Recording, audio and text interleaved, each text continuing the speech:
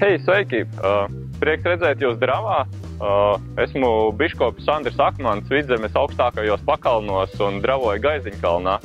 Un ja jums šķiet, ka jūsu bērni ir aizsēdējušies nedaudz pa daudz pie datora, tad labprāt redzētu jūs Dravā, jūsu bērnus, skolu ekskursiju grupas.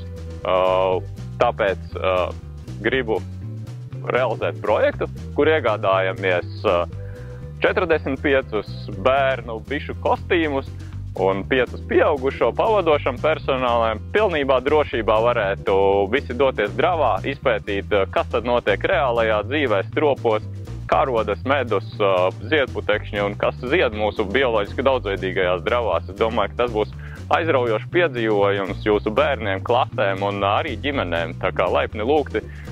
Ar lielāko prieku gaidīšu jūs Dravā un pētīsim kopā. Tam ir jābūt vienkārši aizraujošam pasākumam.